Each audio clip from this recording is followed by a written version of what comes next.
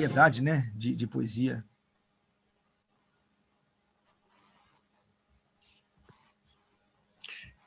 Acho que podemos começar, né, Wilson? Sim. Então, como é que a gente começa? Você fala como é que você entrou nessa aventura da saiu o volume edição? 2 dessa obra aqui, porque eu... Começa do só um começo. pouquinho. Começar do começo. A palavra já diz. Sim, mas aí eu estou pensando no Valdir, que é o editor, né? Como é que ele entrou nessa aventura? Vamos lá. Algumas coisas são muito improvisadas, né? Então, vamos tentar ajeitar. Bom, todos sabem, hoje, os 89 anos do Fernando Arrabal. Fernando Arrabal está um serelepe, andando pelas ruas de Paris, todo dia, ou quase todo dia, ele passa lá umas fotos, nesta, naquela outra rua, está lá bem mascarado, mas está circulando. E hoje, então, o Wilson teve essa feliz ideia de marcarmos um encontro para comemorarmos esse aniversário de uma pessoa tão importante no teatro, no cinema, na poesia, no romance, etc., etc., etc. E, de fato, com uma tradução feita pelo Wilson Coelho, e com nome também dado pelo Wilson, nós estamos lançando, então, esse livro Descoletânea, com poemas do Fernando Arrabal. Mas hoje vamos tratar de vários aspectos da obra dele. Eu acho que o Wilson é a pessoa no Brasil mais próxima do Arrabal. Ele é, inclusive, o representante do Arrabal para autorização de publicações, etc. Então, nada mais natural do que ele toque essa reunião. Vamos, se me permite, eu gostaria de sugerir, vamos dar alguns minutos para cada um e fala-se de qualquer faceta do trabalho do Fernando Arrabal. Você, Wilson. Tá, eu queria, então, ficar por último, né? Para aí eu pegar alguns dados aí, para poder, né, falar, porque são tantas coisas. E daí gostaria de passar a palavra para a Esther, né? Que também é conhecedora dele, já escreveu artigos sobre ele né? Porque ela é também da Casa de Esther, né, Esther? E esse trabalho da língua, ela já publicou sobre a Carta de Amor, ela tem obras, né? Tem artigos e estudos, pesquisas sobre ele. Então, e agora que ela também, né, fez até a contracapa aí, ela, de certa forma, ela tem as mãos dela também nesse livro. Então, seria bom falar. Deixa eu só observar que o poeta Celso de Alencar consta que entrou aí também. Então, seja bem-vindo, Celso. Ah, tá. Outra coisa, o Cláudio Viller avisou que ia atrasar um pouco, e o Jefferson del Rio falou que ele saiu de uma cirurgia e ele está descansando, que ele não pode participar. Para quem não conhece o Jefferson, ele também conheceu o Arrabal e foi amigo do Vitor Garcia, que montou a primeira obra de Arrabal no Brasil. Olha lá, o Marco Vasco está com... Ele lançou o primeiro... né, o Vitor Garcia encenou o primeiro espetáculo do Arrabal aqui, com o apoio da Ruth Escobar, né, em 68. 168. Sim.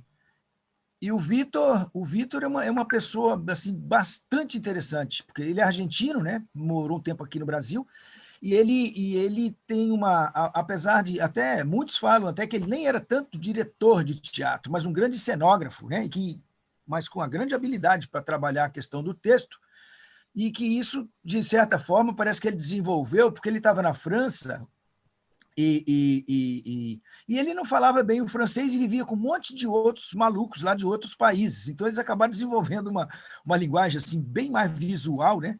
E tal, e daí ele construiu essa grande obra, que é da cenografia, né? Da montagem, assim, a partir da cenografia, embora, claro, que ele também tenha convivido com grandes diretores na França, né? E foi nisso aí que a Ruth Escobar viu o espetáculo na França e falou, vou levar isso para o Brasil. e podemos dizer, inclusive, que esse é um momento que se inaugura o teatro no Brasil, né? Depois do Nelson Rodrigues, né? Que é considerado, né? Vestido de noivo e tal, que agora, nesse novo momento, onde, a partir daí que começa a vir diretores de fora, vem Grotowski, vem um monte de gente e começa a desenvolver um trabalho de vanguarda aqui no Brasil. Então, esse é o Vitor, o Vitor Garcia, né, que eu estou falando por causa do Jefferson, que não vai poder aparecer aí hoje. Mas então, tá, vamos lá? Vamos ouvir a Esther? Bem, obrigada. Eu conheço Arabal antes de saber do seu interesse por ele, né? Primeira vez que eu tive contato com ele foi com o cemitério de automóveis, a gente levou para a sala de aula na década de 70. Depois, a partir daí, fui vendo você apresentando sempre naqueles encontros, e inclusive trouxe o Arabal aqui, o Paulo de Paula também apresentou várias vezes o arquiteto, não é isso? Sim. E eu, aí, como poeta, foi através de você, né, que você me mostrou a poesia dele, que eu só conhecia mesmo mais como dramaturgo.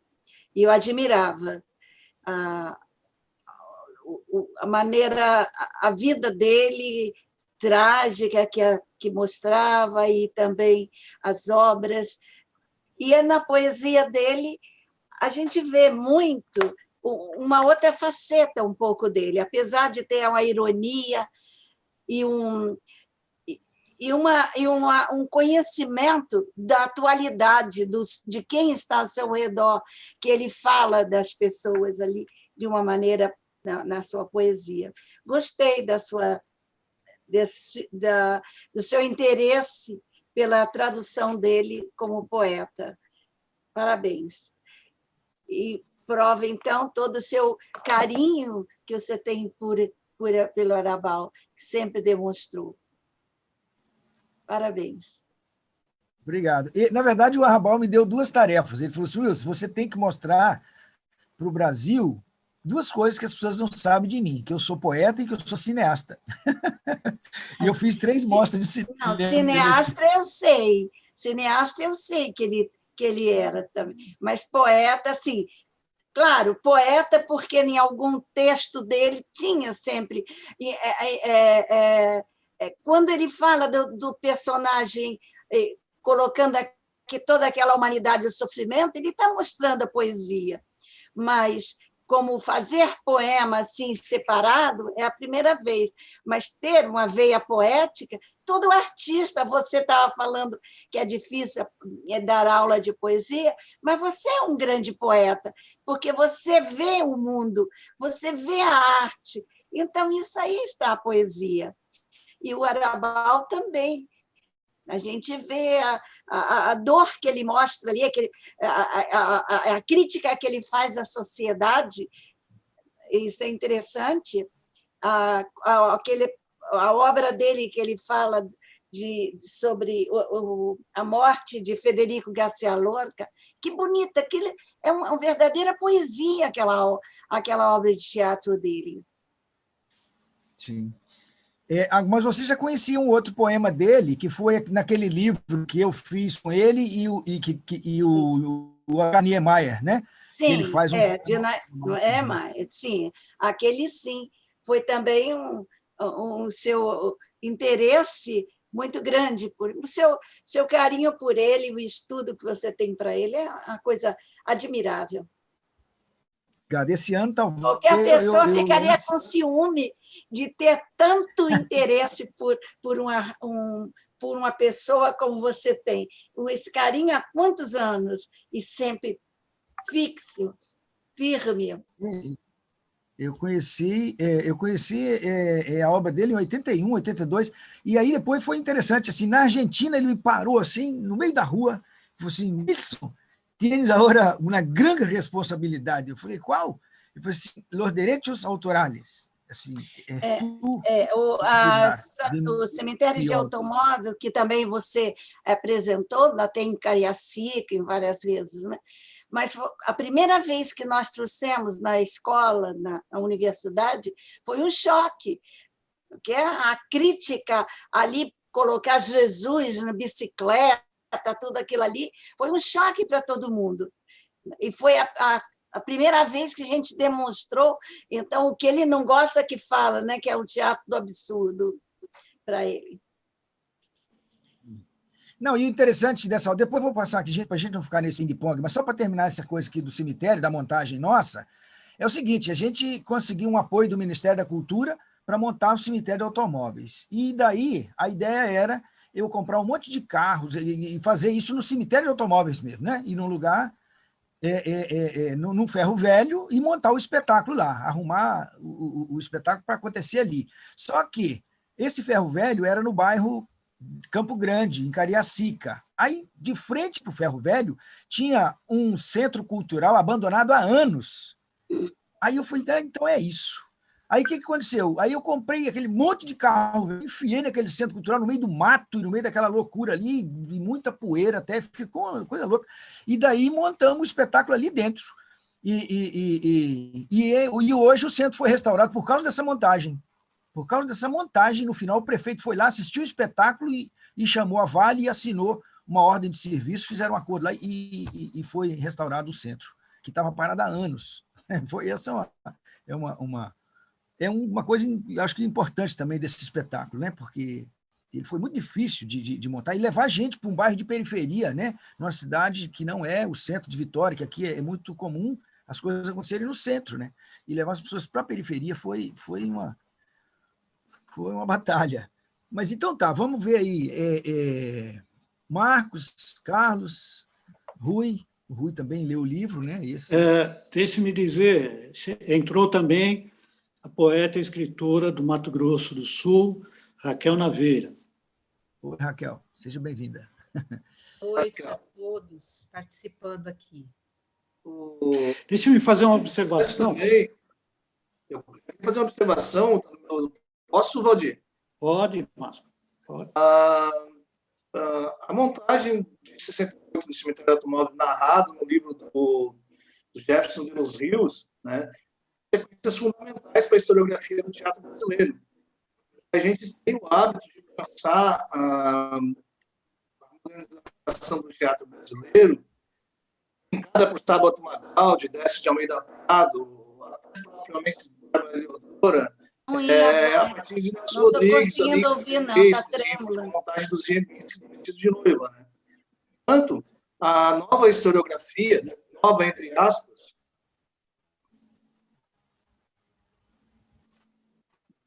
melhor assim? Não estamos te ouvindo, não, Marcos. Estão me ouvindo? Agora estão ouvindo agora? Agora melhorou. Agora sim, agora melhorou. Beleza. Então, como dizia, na historiografia do teatro brasileiro, costuma localizar ali em 43, né, os comediantes, Nelson Rodrigues, a página do Ziembinski, do Vestido de Noiva. Né? No entanto, a página de 68 do Garcia viu imensamente e transformou, por exemplo, em Londrina, não sei se vocês conhecem, o Wilson deve conhecer, Londrina tem um espaço cultural chamado Cemitério de Automóveis. Esse espaço cultural foi criado pelo dramaturgo hoje residente em São Paulo, Mário Bortolotto, né, que é um espaço cultural derivado dessa primeira experiência da Ruth Escobar. Então, assim, o próprio Antunes Filho, ele diz textualmente que o maior impacto dele foi a montagem dos cemitérios automóveis do Vitor Garcia com o Ruth Escobar. O próprio Zé Celso também comenta sobre assim, a força que a montagem dos cemitérios automóveis tem para o teatro brasileiro.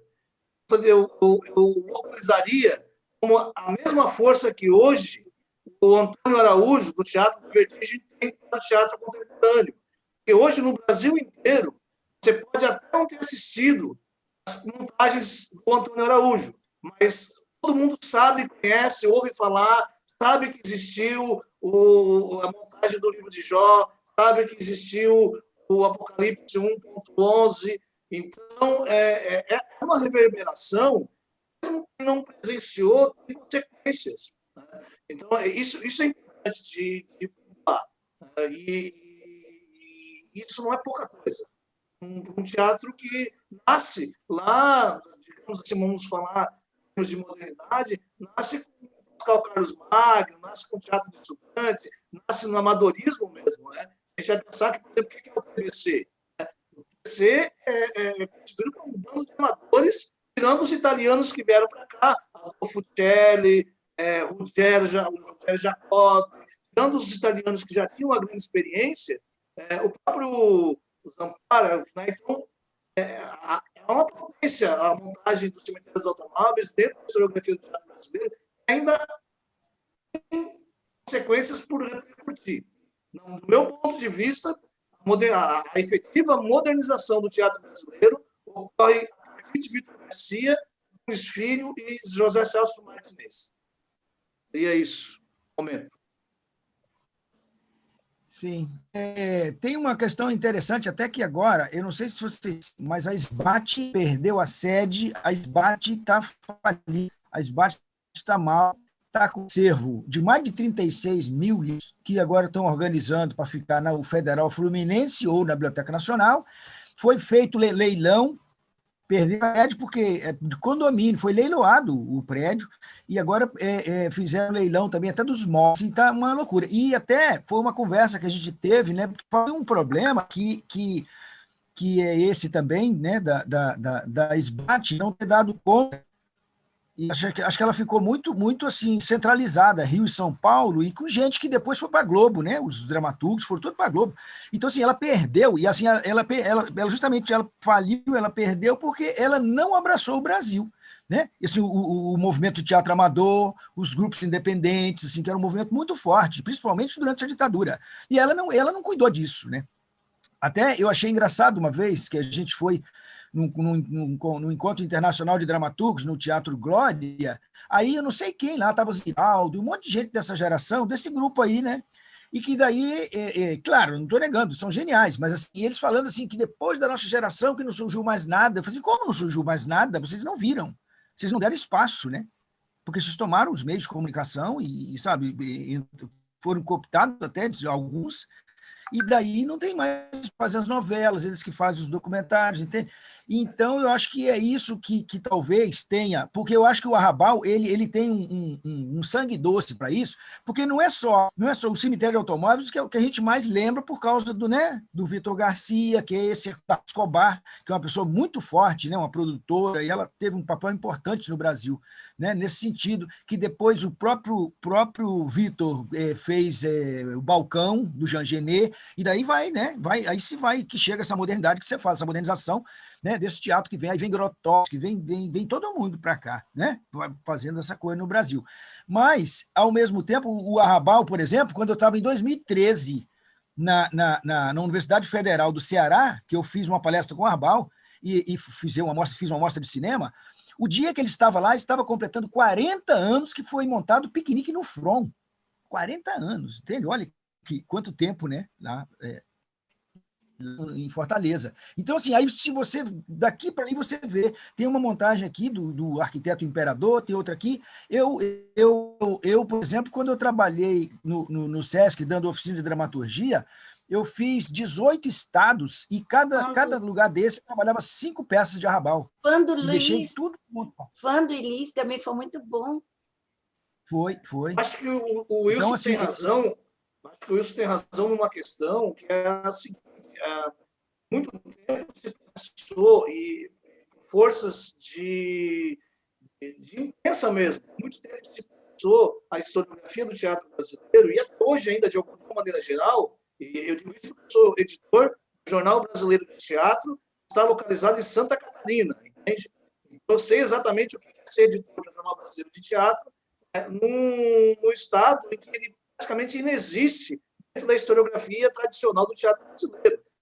Os livros do Salvador Margal, os livros da Bárbara Deodora, os livros do Ian Michalski, os livros do Almeida Prado, Santa Catarina não existe. Paraná.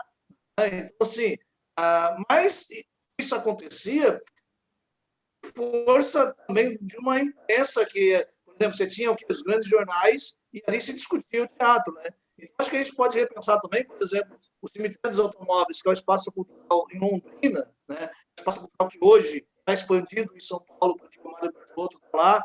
O Mário Bertolotto teve muito tempo na Rua Augusta. Hoje, ele, se não me engano, ele está na Frei Caneca, o Vila, que está por aí, pode depois, o Celso Alencar também pode confirmar. Ele está com o teatro dele na Frei Caneca. São repercussões incríveis, né? Agora, a internet, por exemplo, é uma questão que, a internet, por outro lado, como a literatura escrita, muito lixo e é preciso fazer a curadoria do que se lê, na internet é a mesma coisa, mas, no entanto, a internet possibilita hoje que você fure determinados bloqueios. Por exemplo, só em termos de revistas de crítica de teatro e de pesquisadores de teatro sérios no Brasil, você tem no Rio Grande do Sul a Ágora, você tem o Caixa de Pontos Santa Catarina, a questão de crítica no Rio de Janeiro, você tem a Farofa lá no Rio Grande do Norte, você tem uma revista de teatro importantíssima no Rio Grande do Norte, na Bahia, nós temos uma revista chamada Barril, que é importantíssima. Então, agora é selecionar esse caldeirão, né? Enfim, acho que eu falei da conta, mas não tenhamos dúvida de que não só o Fandelis, o arquiteto imperador da Síria, você pega e aí eu queria falar um pouco da poesia já para terminar. Acho que o Jean-Luc Godard diz uma coisa, a única cena digna de ser filmada, ele diz isso no Cadernos de Cinema francês, né? Tem uma entrevista em que ele diz o seguinte, na rede de cinema, né? Ele diz que a única imagem digna de ser filmada é um homem lendo um livro. E aí eu queria encerrar a minha participação aqui na fala lendo um texto do Arrabal, em homenagem a um poema. Posso? O poema dele? À vontade. Beleza, fica à vontade. O som do Marco está muito ruim, assim, tá... Ele está metálico, assim, falhando. falhando. Falhando, assim, entrecortado. Beleza, então passo a bola. Vamos aí, fala aí, passamos a bola para outra pessoa aí.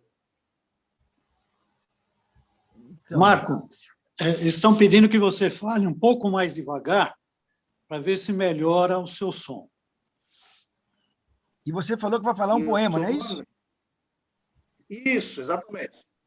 Bom. É um poema, aliás, que todo mundo que leu o livro percebeu que há várias emissões, várias referências a figuras do teatro e ao próprio teatro, né? E esse poema, em especial, é bastante caro para o espectador de mais de 2.000 peças de teatro. Chama-se O Teatro Ilusão.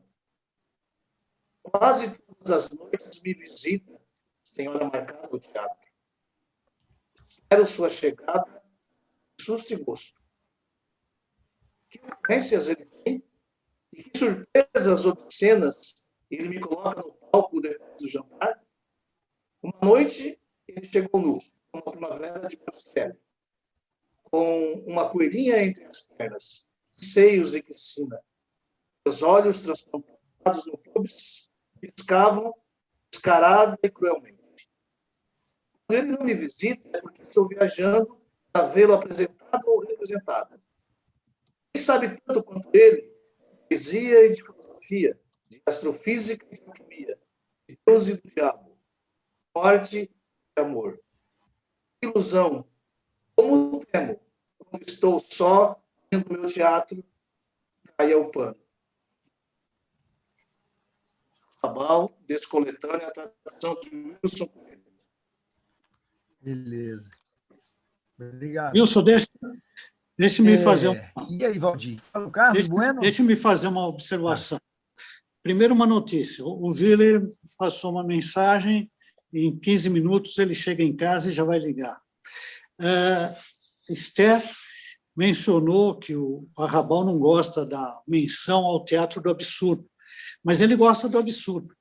Tanto assim que muitos dos poemas que estão nessa descoletânea são provenientes de um livro em que ele publicou um grande número de poemas e que se chama justamente Credo Quia Absurdo. Creio porque é absurdo. Então, nesse livro de poema, Descoletânea, tem muita intertextualidade com outras obras e com a própria vida. Por exemplo, Tesouros da Espanha de Hoje. Uma intertextualidade com o Poderoso Cavaleiro de Quevedo, né? O Poderoso Cavaleiro é Dom Dinheiro de Quevedo. E ele faz todo aqui, esse poema é muito lindo. Não sei se vocês quiserem, eu leio agora, porque alguém Página 46. Não tem o livro. Tesouros da Espanha de Hoje. Na Espanha do banqueiro, Poderoso Cavaleiro é Dom Dinheiro. Negócio bancário, ao dólar, meu milho, ele é meu amante, meu amado, pois de puro apaixonado, constantemente ando verdinho, pois o cheque, dando brilho, faz tudo quanto quero. Poderoso Cavaleiro é Dom Dinheiro. Ouço pátria, sua baderna e escuro rico concerto que cantam da bolsa até o porto as pesetas e a sacola. Olhei os muitos de minha pátria, se um tempo fortes, nesse momento desmoronados, do fluxo de água cansados, por quem traz à tona agora a sua estreiteza. Em todo lugar, minha mente, suas asas rápidas carregam. Lá um bom banco sobe louvando o seu promotor. Poderoso cavaleiro é Dom Dinheiro. Os átomos invisíveis do ar, em torno deles palpitam e inflamam. O céu se desfaz em raios de ouro. Espanha se estremece alvoroçada. Ouço flutuando em ondas de harmonia, rumor de beijos e bater de asas. Minhas palavras se fecham. O que está acontecendo? Rasteja agora a serpente monetária. Na Espanha do caixa, poderoso cavaleiro é Dom Dinheiro. Então, toda uma intertextualidade e uma crítica, essa ironia que ele tem em todas as suas obras, a gente vê. Muito bonito este poema. Eu achei interessante, professora, desculpa a interferência, a intervenção aí, que na hora da senhora ler Minhas Pálpebras, a senhora leu Minhas Palavras. E tem tudo a ver com o poema. As palavras e as pálpebras. Aqui quase no final, a senhora leu Minhas Palavras, em vez de Minhas pálpebras se fecham. As minhas palavras. Eu achei muito interessante. Agora não tem mais o que falar. É o poema, assim, tem tudo a ver. As minhas palavras e as pálpebras. Muito legal isso. Está bom.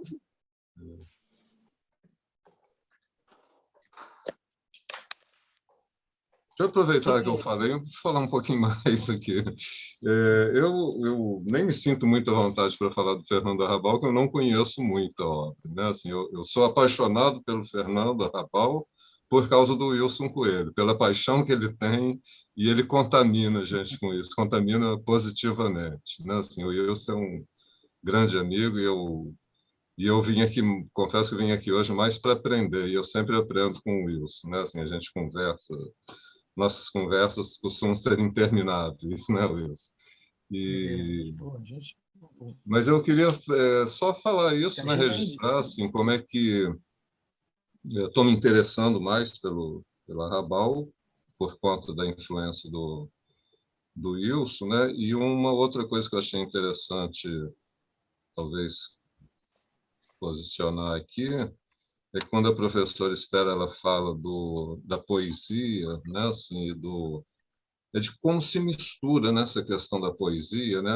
Poesia é uma palavra que quer dizer criação, né, assim, e ela tem tudo a ver com toda essa intertextualidade também, né, assim, até uma intersemiótica, né, assim, uma confluência, né, uma sincinesia, talvez, né, também dessa, né, tanto que a palavra em alemão, né, assim, a palavra Dichter, né, para poeta, é a mesma palavra que eles usam para o ficcionista, né? O escritor de ficção, eles chamam de Dichter, né, como chama o poeta de Dichter, né? Assim, é a mesma palavra, né? Então a poesia ela se entranha nessa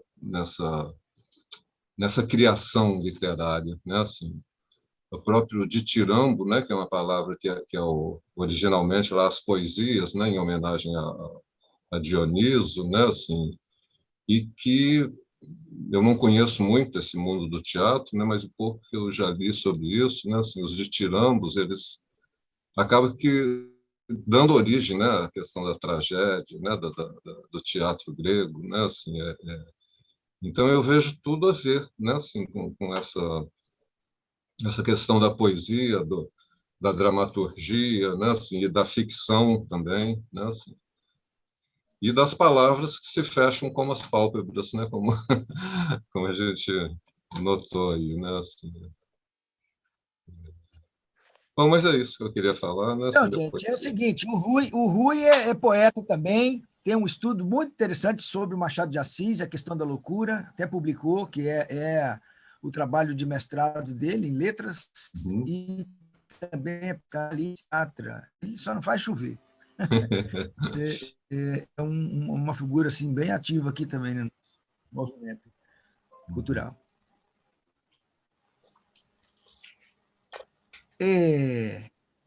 Antônio Castanho, eu não sei se ele saiu, ele é espanhol e estava agora, há uns 2 anos, conversando comigo sobre a montagem que ele estava para fazer lá do Arrabal, né? E a gente veio conversando umas coisas, mas eu não sei se ele está aí ainda.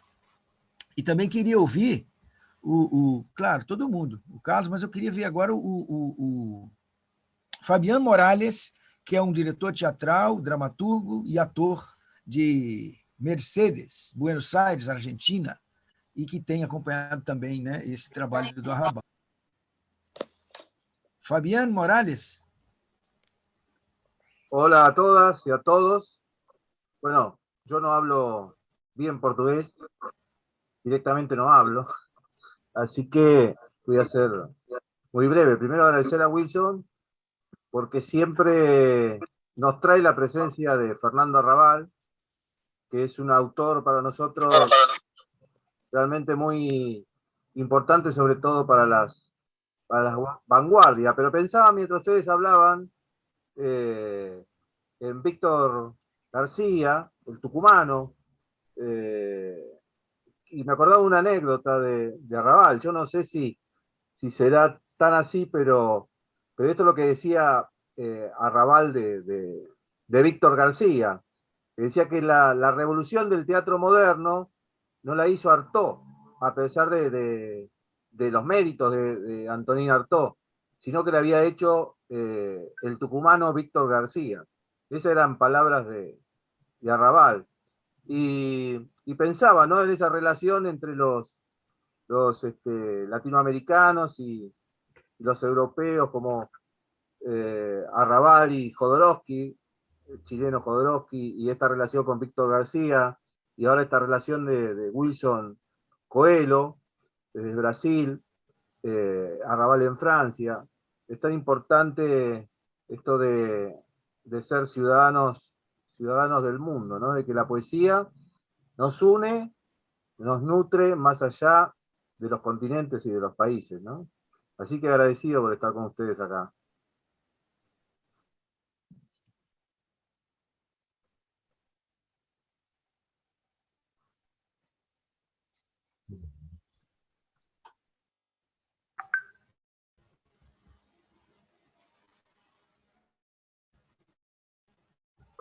¿Se escuchó, Wilson?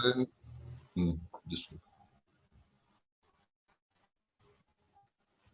Não, só ressaltando isso que o Fernando, né, Castanho, né, que você falou, o nome dele. Fabián Morales. que ele estava falando dessa coisa que a poesia nos une, né? Assim, muito legal isso. Assim, eu acho que tem, inclusive, uma coisa que eu queria comentar, que eu senti falta aqui, do livro bilíngue, né? Assim, porque eu acho que é muito bom quando a gente lê uma poesia, você lê o original, né? Assim, mesmo às vezes quando a gente não conhece muito a língua, mas é interessante isso, né? Assim,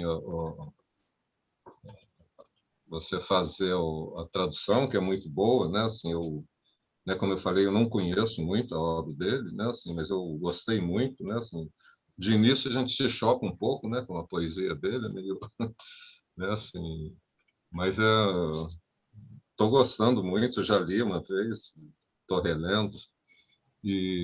Mas eu sinto falta, sempre quando eu leio a poesia, ver o original, né? Assim, então, é só uma observação, né? Desse, Tá? Agora, até para nos unir mais. essa questão do bilíngue tem duas coisas aí. Uma delas é que seria também o custo, né? Porque seria Eu dobrar. pensei nisso, o curso. E a outra questão não é essa, porque é o seguinte, o Arrabal me manda um poema. E aí ele me manda em francês, em espanhol, em grego, e ele faz uma brincadeira com essa coisa. E assim, cada lugar tem ele muda algumas coisas, entendeu? Então tem poema que eu tive que pegar um retalho aqui, um fragmento aqui e montar, né? De um pedaço que estava em francês, e o outro que ele enfiou num outro poema, que eu falei assim, não, esse poema que eu já li. Não é esse, mas esse é um pedaço de um poema que ele tirou do outro e enfiou, sabe, uma estrofe, uma coisa assim. Então, foi um pouco meio artesanal, assim, essa coisa também que eu fiz. Wilson, deixe-me dizer, Wilson, se alguém não tiver o livro, passe-me uma mensagem pelo Messenger ou pelo meu e-mail ou WhatsApp, quem não tem, que eu posso passar um PDF para que tenha um contato com os poemas. Não agora, mas depois eu passaria. Ok. Vocês estão ouvindo aí. Wilson, então essa descoletânea é uma obra de duas mãos, porque você fez retalho de um para outro para montar, não é, Wilson? Tem pouco disso, porque e teve poema, inclusive, que eu falei, está faltando, que eu tinha ele traduzido e não sabia de onde, e daí a pouco estava faltando um pedaço, eu tive que suprimir o poema, porque você não vou fazer, né? Porque eu não achava ele nem em francês e nem. Então tem publicações, porque às vezes o Arrabal adapta, assim, ele faz um poema e publica em francês para um público. Aí ele pega elementos que são da França e enfia no poema. Aí esse mesmo poema ele faz ele em espanhol, aí ele já tira aquelas coisas que estão falando mais para os franceses e joga para o espanhol. E aí eu tentei, em alguns momentos, juntar esses dois, trazer um meio neutro, né?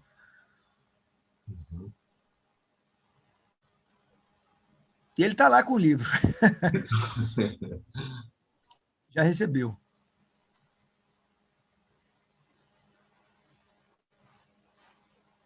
E aí, nós temos, inclusive, outros livros aí que a gente fez junto, né? Aí estava um problema lá do Milan Kundera, porque o Milan Kundera, ele lançou o livro dele aqui, foi no final dos anos 70, né? Aquela a insuportável, a insustentável leveza do ser.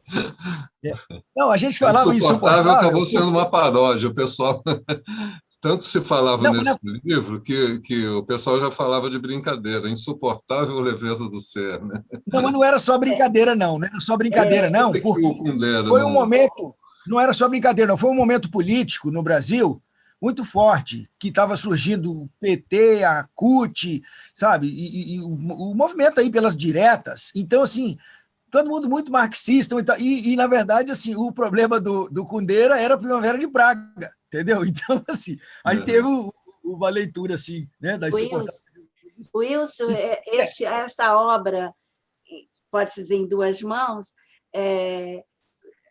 eu ouvi já essa palavra com Lorca, alimón, o espanhol diz, né, de duas, alimón.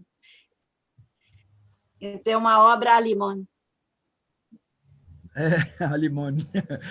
Falar nisso, você me lembrou uma menina. Eu estava chegando para um congresso em Goiânia, aí a primeira coisa que eu vejo no jornal, na capa, na manchete, assim, falando do livro de uma menina aí que, pô, sacanagem, ela é filha do, acho que ela é filha do Domingos de Oliveira, que é, né, o dramaturgo e o cara do teatro, e aí, de repente, ela escreveu uma coisa para a juventude, não foi?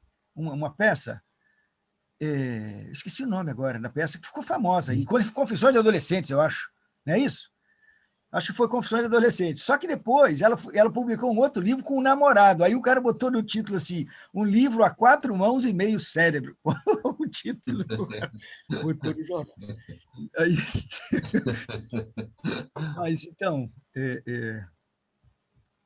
Então tá, aí eu estava falando desse lance do Milan Kundera, aí o Milan Kundera, ele lançou esse livro no final dos anos 70, ou início de 80, e, no entanto, só em 2016, olha quanto tempo é que o livro foi liberado, lá na Tchecoslováquia. E aí o Arrabal estava em Paris, com muitas pessoas lá, fazendo um movimento, né, contra essa questão do Kundera, né? E aí tem até um livro lá que ele pediu um artigo meu e eu mandei também, está nesse livro dele.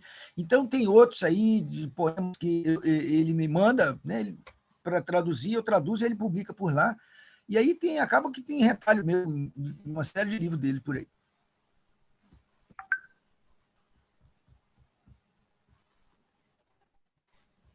Tem um negócio que eu gostei muito aqui,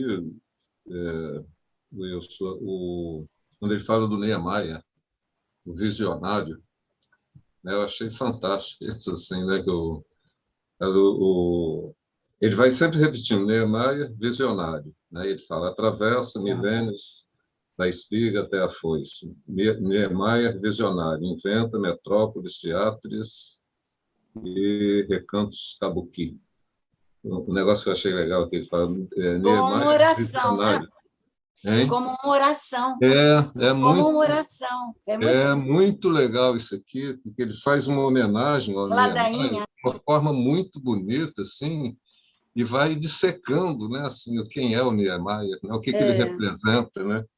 Tem um aqui, eu acho que o quarto verso fala, Niemeyer visionário, transcende a arquitetura sem creme facial. Muito, muito bom isso. Niemeyer visionário. Pois é, esse poema... Desacraliza o sagrado no Zoom popular. Assim, muito bom. Está na página 36. Aí esse poema está no livro Skyline, que é esse que eu fiz com o Niemeyer e o... Só que esse livro eu acabei entrando nele de gaiato, né? Porque primeiro o Arrabal estava vindo ao Brasil, a gente ia fazer uma palestra em Porto Alegre. Aí ele falou assim, Wilson, eu estive aqui em Astúrias, obra fantástica do Niemeyer, marca um encontro da gente com ele, na casa dele. Aí como se eu fosse amiguinho, né? Do Niemeyer, agora. Como é que eu vou marcar um encontro com o Niemeyer? Né? Para eu ir na casa do Niemeyer. Aí fui aqui ali e consegui falar com a mulher dele, depois com ele, e aí marcamos. E aí surge a ideia de Patafísica de Paris de dar um prêmio para ele, um diploma de construtor de utopias. Né? Aí eu e o Arrabal fomos lá entregar esse diploma. Aí, no meio do caminho, a gente estava no aeroporto de Porto Alegre, chegou um e-mail dizendo, um editor pedindo para a gente fazer uma ponte lá para ver se lançava um livro, alguma coisa do Arrabal com ilustração do Niemeyer. E foi nessa. Aí fui lá, levei ele lá, conversamos e tal. Aí depois... editor, depois o Arrabal foi embora, o editor me manda uma coisa assim, olha, você podia traduzir o poema do Arrabal, porque a gente quer fazer bilíngue. Ok. Aí depois você podia fazer também um pós-fácil. Aí eu fiz, mas faz em português. E acabou que eu fiquei com quase 70% do livro, né? Só com o pós-fácil e tradução que eu fiz. E aí, nesse livro, a discussão é o seguinte, Skyline, né? Que é o título. Aí, eu tentei unir o Arrabal e o Niemeyer, e assim, a partir da torre, né? Das torres, da arquitetura do Niemeyer e a torre, não só a torre de Babel, como a torre do xadrez, que o Arrabal é um enxadrista. Ele joga com 30 pessoas em festivais, ele teve crônicas semanais no jornal El Mundo, da Espanha, assim, muitos anos. Então, e ele é um especialista, assim, conhece todos os grandes jogadores da Rússia, da China, dos grandes. Ele já foi convidado para tudo isso. E aí o livro surge nessa questão de eu trabalhar com essa ideia das torres. Eu até brinquei, falei assim, que a linha reta entre as torres, não, que como é que é? A menor distância entre as torres de Arrabal e Niemeyer não é uma linha reta, é a poesia.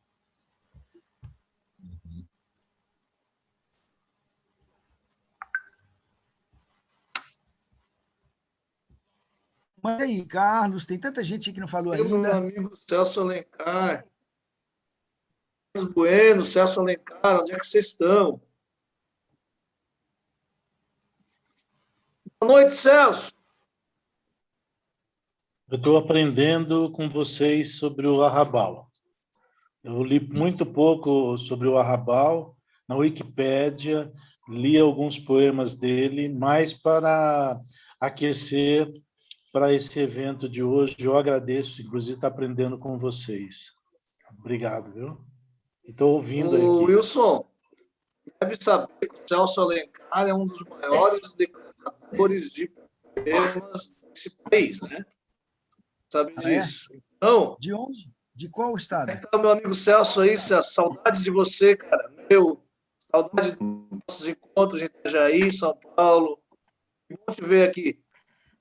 Obrigado, Marco. Santa Catarina. Também tenho muita saudade. O problema é que eu tenho um inimigo aí na sala, né? Quem é o inimigo aqui? O Valdir Rocha. Vocês se amam, Celso. O Celso de Alencar é um inimigo cordial. Nós gostamos de nos provocar mutuamente. Celso é cearense de nascimento, paraense de escolha e sobrevivente em São Paulo. Há quase 50 anos. Mas obrigado pelo convite, viu, Valdir? E por estar aqui com vocês, conhecendo mais de perto a obra do Arrabal e ouvindo o Wilson Coelho, enfim, que eu sei que é um estudioso e amigo do Arrabal. Então, para mim é um prazer imenso estar aqui com vocês hoje. E encontrar também o meu amigo Catarineta aí, enfim, que há muito tempo não via, enfim, é um prazer imenso. Amigos, eu também estou acompanhando, não conheço muito a obra do Arrabal, mas eu gostaria que vocês falassem um pouco mais sobre assim, uma ligação entre o Arrabal e o Artaud, entre o teatro da crueldade, enfim, nessa pesquisa do Wilson Coelho, como que ele viu esse diálogo entre os dois dramaturgos, a influência de Artaud sobre Arrabal. Gostaria de saber isso. Eu posso aproveitar e fazer uma pergunta também para o Wilson? Sim, amigo. É um prazer, minha amiga, estar com você também. O espetáculo do Arquiteto não é do Teatro do Absurdo? Essa é uma pergunta para o Wilson Coelho. O Arquiteto e o Imperador da Síria, é isso? Sim, isso. Eu queria saber as duas com o Artaud. Uhum. Tá, e primeiro eu vou falar a segunda, né, a do Celso, que é mais rápida, assim, mais fácil. É o seguinte, quem inventou essa ideia de absurdo foi o Martin Esslin, que é um crítico, né, um teórico do teatro, ele é inglês. Ele entendeu que tem um teatro pós-guerra e pós aqueles conflitos, né, do fascismo, aquela coisa toda na Europa, e que desenvolveu uma espécie de niilismo nas pessoas. Então, ele vê um grupo de dramaturgos que tem essa linha, né, essa linha nihilista, esse caráter nihilista na construção da obra, né? Você vê o Beckett, Ionesco e tal. Aí, mas eles nunca... E, inclusive, cada um desses chamados absurdos, cada um é um. Você não consegue, assim, Arrabal é um, Ionesco é outro, Beckett é outro. Assim, as obras não se juntam, por mais que tenham essa linha condutora que é desse niilismo, né? Porque a Europa ela viveu um processo muito intenso e muito rápido, né? Assim, você sai do século XIX com toda essa influência, né? Com toda essa coisa da filosofia idealista, né? O mundo está pronto, feito e acabado e tal, e de repente você tem uma Primeira Guerra Mundial que já balança um pouco essas questões. Depois você tem a queda da Bolsa. Então, assim, aí surge também a filosofia existencialista. Tem um mundo ideal. Eu não sei mais o que é o bem, né? Aí entra aquela do Sartre, né? Que a existência precede a essência. E então tem esse processo de construção, né? E a arte vai com isso.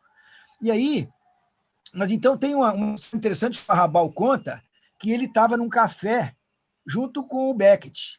Aí chegou a Suzanne, que é a mulher do Beckett, trazendo do Correio esse livro, Teatro do Absurdo. Aí tinha lá Beckett, Adamov, Ionesco, Beckett, Ionesco, Adamov e Arrabal. Teatro do Absurdo. E a Suzane mostrou isso, aí ele olhou e leu assim, Teatro do Absurdo, falou assim, Teatro do Absurdo, assim, absurdo, né? E aí, tá por aí. Agora, essa questão do absurdo no Arrabal na verdade, tirando esse nome, né, isso como um conceito que ele não admite, assim, mas tem uma outra questão que aí está dentro do... Sim. O Arrabal assume o conceito de teatro do pânico, né? É outra história, assim, né? Sim, aí tem uma questão que, na verdade, assim, muito mais do que o absurdo, é o pânico. É o pânico e a patafísica. Porque daí o pânico do Deus Pan, da totalidade. Ou então o Pan é a confusão. A confusão é o caos. Assim, ele fala, não se pode criar, sendo do Alfredo Jarry, não se pode criar a partir do nada, mas a partir do caos. Né? Então, assim, de você, da questão da confusão. Confusão, aí divide essa palavra, é confusão. Quer dizer, você é no meio da confusão que as coisas se fundem. Aquilo que parece que não tem relação, porque nós estamos travados. Assim, ou aceitar o princípio da identidade, que isso é isso e aquilo é aquilo, ou então o princípio da contradição. Mas no caos tem coisa que não é contraditória. E tem relação, não de conflito, mas que tem relação. E nós vivemos isso, né? Cada minuto que você vive no dia, você tem uma coisa no trânsito, outra coisa em casa, outra coisa no seu... A gente vive tudo isso, só que a gente está mais ou menos organizado para não deixar se levar por essas nuances aí. Então, a questão do absurdo, ele não admite, da mesma forma como ele odeia ser chamado de provocador. E ele é. Mas ele não é. Mas ele não quer esse conceito de provocador, como for um cara que está provocando. Não, quem provocou foi o Hitler, sabe? Quem provocou foi o Franco. Né? Eu levei ele na TV Globo, lá em Porto Alegre, para uma entrevista, e aí eu estava organizando as entrevistas, né? Ele falou assim, eu dou entrevista para qualquer um, mas nunca coletiva, só individuais. Aí o pessoal da Globo veio por último, eu falei, não, ele já está muito atarefado, ele não vai dar entrevista. Não, mas pede a ele, só um coisa lá, eram 4 blocos, tipo um programa do Jô, assim, né? 4 blocos. Aí ela falou assim, não, pelo menos o primeiro, não sei o quê. Aí, quando começou o primeiro, eu convenci ele, falou para o primeiro. Primeira coisa que aconteceu, a mulher vem toda assim, serelepe, saindo da poltrona dela para recebê-lo, aperta a mão, não sei o que lá, e falou assim, não sei o que lá, papai, o grande provocador. Agora que ela foi dar a mão para ele botou a mão para trás, ele não aceitou cumprimentá-la. E falou assim, como é que você se atreve a me chamar de provocador? E, inclusive, nesse dia, tinham matado o Osama Bin Laden, né? Aí ele falou assim, agora aconteceu isso, e eu sou o provocador, sacou? Assim, a mulher ficou, aí a produção veio, tira essa desgraça daqui, tira esse maluco daqui. Eu falei assim, cara, o cara é anarquista, ele não vai sair mais não, agora quer ficar os 4. E eles tiveram que tolerar. Agora quem não quer sou eu. Pisando em ovos para conversar com ele, cara. Mas foi genial. Então tem essa questão, né, do absurdo. Fala, Esther. Não, continue, depois eu falo. Tá. Aí, na relação com Artaud, não perguntei assim, porque eu sou estudioso de Artaud também. Inclusive, o Fabiano Morales, esse da Argentina, ele está com um espetáculo meu, montou um espetáculo meu sobre Artaud e tem apresentado por aí, e nós vamos participar num festival agora em Puebla, né, no México, com o espetáculo. Então, a primeira coisa que eu perguntei, porque eu sou estudioso do Artaud também, que começou o Arrabal até, aí eu perguntei para o Arrabal, a primeira vez que encontrei com ele, falei assim, o que o Breton falava do Arrabal? Aí ele falou assim, ele falou que Arrabal é um rebelde para nada. Aí eu falei assim, mas se a gente for rebelde por alguma coisa, a gente pode continuar sendo rebelde, né? Sendo considerado rebelde? Né? Aí ele riu assim, ele falou assim, eres mais patafísico. E aí tá, por falar nisso, voltando lá na questão da patafísica, né, que eu falei do absurdo, do pânico, a patafísica também, que é uma herança do Alfredo Jarry, que é homenagem ao Jarry, foi criado o Colégio de Patafísica no mesmo ano que morreu Artaud e no mesmo ano que foi criado o Colégio de France. E o Colégio de France é mais assim, formal, e o de patafísica não, é assim, a ciência, patafísica é a ciência das soluções imaginárias, né, que trabalha com as exceções e tal, é muito interessante o projeto também. E aí, então, voltando lá no Breton, o Breton, o Arrabal falou que ele detestava mesmo o Artaud, inclusive o segundo manifesto é quase todo dedicado, né, a fazer uma crítica a ele, e que o Breton não gostava muito de teatro, que o Arrabal foi o primeiro cara que publicou um texto teatral dentro das coisas do colégio do surrealismo, né, do movimento surrealista. E aí, voltando, essa questão da língua, a minha tese é sobre o Arrabal e o processo dele, assim, desse chamado absurdo, que eu vou discutir esse conceito tal, do absurdo, do pânico e a crueldade, porque eu acho que, em alguns momentos, o Arrabal colocar em prática aquilo que o Artaud propunha. Inclusive, eu acho no Fã de Lis, né, em algumas obras analisado, eu acho que ele foi...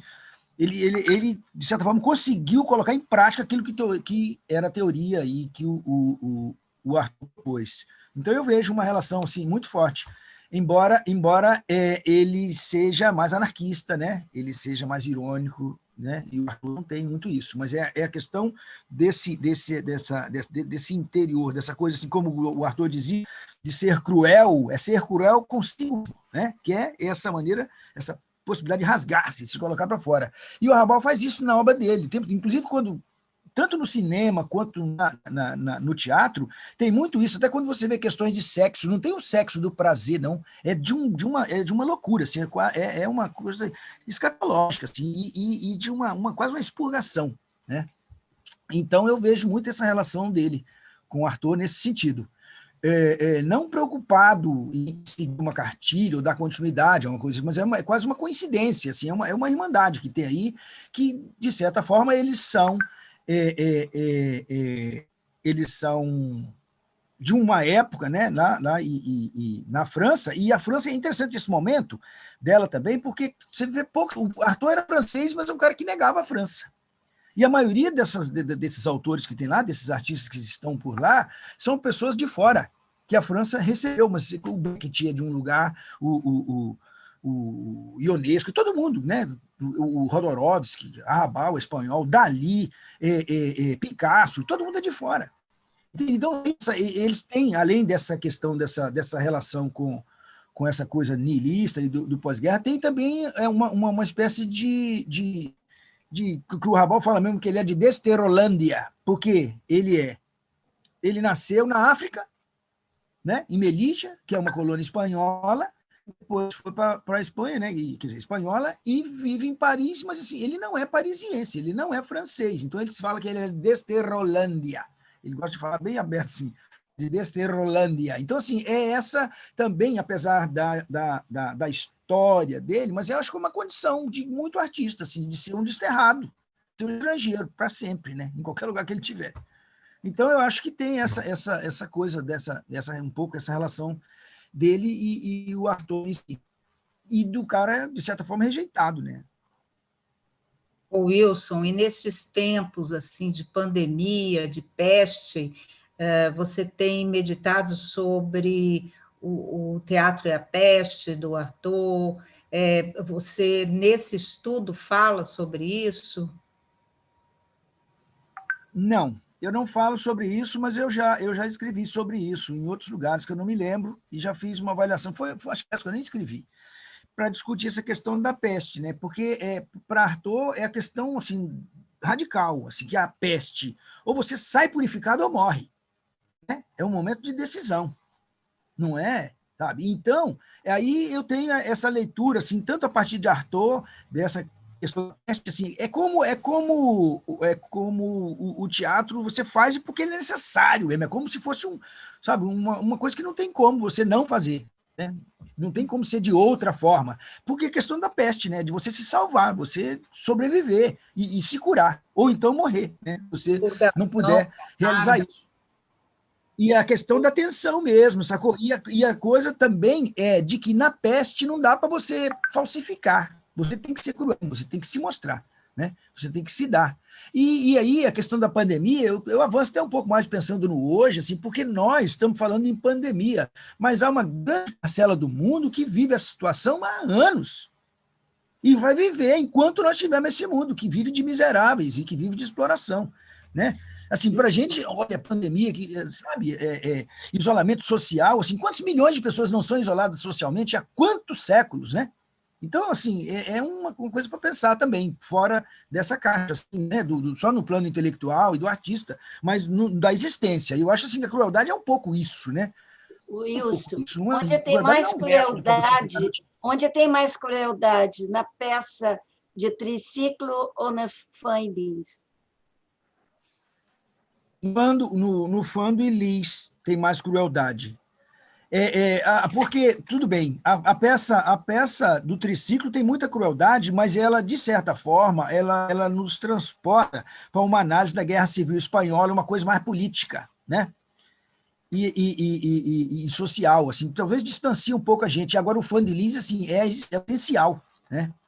E claro que tem a questão que não sai dele, né, da Espanha. Quando eu vejo a Lis, quando ele bate na Lis, quando ele carrega a Lis paralítica, ele mata a Lis, assim, ele na verdade, ele quer matar a Espanha, e essa crueldade dele, ele é cruel com ele quer se livrar da Espanha que está dentro dele, e ele não consegue. Essa Espanha é essa paralítica, ele tem que carregar, que ele vai ser espanhol até o último minuto da sua existência, e ela fez muito mal para ele.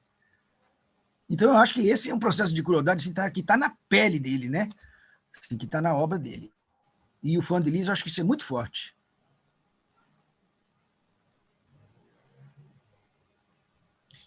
Wilson, eu nunca li a narrativa dele, a não ser fragmentos de estudos. De qual obra narrativa que você pode nos falar de Arrabal, que você tenha lido?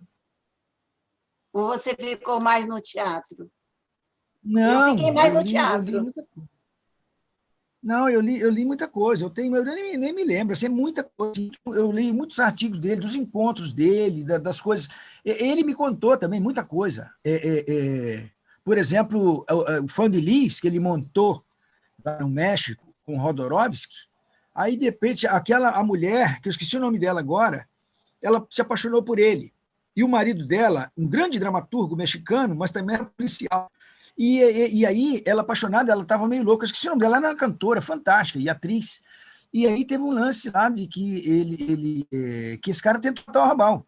Jogou ele na rua, né? Jogou ele do carro e tal, e depois deu tiro. O Buñuel que salvou ele, inclusive, que morava no México também nessa época. Então, assim, e o Arrabal é muito misturado, assim, a questão. Você não separa a vida e obra, né? Assim, ele é esse personagem assim, que está dentro dessa coisa, ele não separa muito bem isso.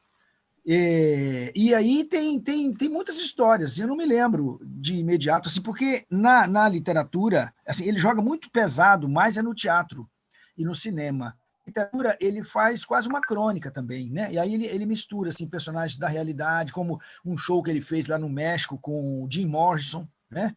E problemas que teve lá com os anarquistas. Aí tem outras questões do movimento Pânico, de coisas que ele enfrentou. Tem a questão... e esse lance que a gente foi mesmo para o Rio de Janeiro, aí quando eu estava no táxi, né, ele falou assim, em qual hotel a gente vai ficar? Eu falei, não sei. Ele falou, sabe? Né? Porque o cara organizado. Como você não sabe no Rio de Janeiro, né? Como você não sabe em qual hotel que nós vamos ficar? Eu falei, não sei. Porque eu liguei para lá, liguei para uma série de hotéis, ninguém quis fazer a reserva. Eu não tenho cartão de crédito, eles não aceitam fazer reserva sem cartão de crédito. E eu não tenho cartão de crédito. Aí, como é que eu ia fazer reserva? Aí ele falou assim, né? Falei, que emocionante. Aí eu pensei até que ele ia ficar puto, depois assim, ele falou assim, que emocionante, que aventura, né? Aí começamos a procurar hotel. E não tinha tudo, e engraçado, era um dia comum, assim, dia 1º de maio, porra. Né? Não, dia 2 de maio, porque eu lembro que o primeiro foi e o 2 ou 3. Aí não era um dia comum pra caramba, assim, não tinha vaga. Copacabana, assim, perto da casa do Niemeyer, do prédio do Niemeyer, né? Ficamos rodando ali. Não. Aí encontramos um hotel que tinha um quarto grande pra cacete, assim, tinha umas 3 camas de casa. Que loucura. Um quarto. Aí ele falou assim, não, eu quero um separado, não sei o quê. Aí não tinha separado. Ele falou assim, não, eu pago o dobro, não sei o quê, porque ele falou assim que desde que ele foi preso na Espanha, nunca mais ele dormiu com ninguém, nem com a mulher dele. Ele separou, nunca mais, nunca, porque ele ficou muitos dias, né, muito tempo no meio de um monte de presos, que nunca mais ele dormiu com ninguém, não aceita, que ele não conseguia, que ele tinha pânico, né? E daí eu falei, cara, não vou testar. Aí eu sei que ele dormiu pra caramba lá, e eu acordei antes dele ainda, e ele não, sabe, eu pensei que de repente acordasse de noite para ler, ou que eu tivesse qualquer barulho que eu fizesse, o cara acordar, não aconteceu nada, e aí tá, ele foi uma coisa assim também. Então, tem outras questões que eu acho muito interessante, assim, que eu falo da vida dele, né, e da obra. Por exemplo, ele tem um aspecto na obra em que é uma obra amoral. Ela não é moralista, né? Assim, nem imoral, né? Assim, não é, porque o imoral e imoral são dos dois lados da mesma moeda. A dele não é assim. Inclusive, ele, o ser humano, se vocês olharem, todos os personagens dele são mais ou menos infantis. São praticamente infantis. Você pega um filme dele, a diferença de um filme que serve para criança do outro é só porque não corta órgão sexual e não faz coisas extravagantes assim, mas assim, a linguagem e o roteiro e o processo é o mesmo. Que ele brinca com essa coisa mesmo de absurdo, do pânico, e tá. E daí, a ideia de que, para ele, o ser humano ele não é bom nem mal, ele é incompetente para compreender o significado da existência, é por isso que ele faz besteira. Então não tem essa, né? Então ele joga com tudo isso. E aí, isso na vida real. A gente estava em São Paulo, no Instituto Cervantes, a gente ia fazer uma palestra, e ele sumiu. Na hora da palestra, na hora que ia começar, ele sumiu. Assim, e agora? Não é São Paulo, no centro, com aquele monte de, né, de loucura, perigo, né? Perigo, pelo menos eu acho perigoso. E o Arrabal, eu cheguei lá, ele procurou o cara na rua, daí a pouco eu encontro ele na calçada lá, conversando com os caras, tudo tatuado de piercing, com uns doidão que estavam na rua, e ele conversando, assim, tentando entender, não sei, rapaz, nós estamos atrasados, aí fomos para lá, assim, ele vai na maior. Aí, outra vez, no Rio de Janeiro, em Buenos Aires, nós fomos inaugurar a Cátedra Camilo José Cela. Estava a viúva do Camilo, estava o prefeito de Porto Alegre, de Buenos Aires, estava o embaixador da Espanha, e não sei, um monte de gente. Eu sei que, assim, muito longa a história para eu contar tudo aqui, das loucuras que ele fez lá. Aí, depois, quando acabou tudo, o pessoal tinha convidado a gente para uma grande ceia num restaurante chique, lá não sei onde, lá e tal. E aí o Arrabal falou assim, não, espera aí, me dá o endereço que a gente vai depois. Eu vou ali, que tem um grupo, eu esqueci o nome do grupo, mas o grupo estava montando cubos no espetáculo do Arrabal, que é de 10 minutos, os caras transformaram em 1 hora, fizeram um jogo muito interessante. Aí nós fomos para o teatro para ver. Aí chegou na porta do teatro, o Arrabal falou, não, vamos beber. Vamos vinho. Não vamos com os atores no final da peça. Aí tá, ficamos tomando vinho, aí entramos para conversar, aí tira foto com um, com o outro, eram 16 pessoas, e daí a pouco, não, umas 12 pessoas, aí daí a pouco o Arrabal assim, ó, estão esperando a gente para um jantar, não sei onde lá, vamos, levou o grupo inteiro para lá. Aí a viúva do Camilo disse assim, Arrabal, você tá louco, só tem cadeira para vocês aqui, só tem lugar para vocês e tal. Ele falou assim, não, se meus amigos não são aceitos, a mim não. Barremos. Aí ele falou assim, se não me aceitou, se não aceito meus amigos, não me aceito. Aí ficou um negócio doido. Aí foram a organização falou, não, vocês podem fazer, fica naquela mesa lá embaixo, não sei o quê. E aí nós bebemos, comemos, aí tá. Foram embora e a gente ficou no hotel. Ficou no restaurante, e aí estão querendo fechar o restaurante.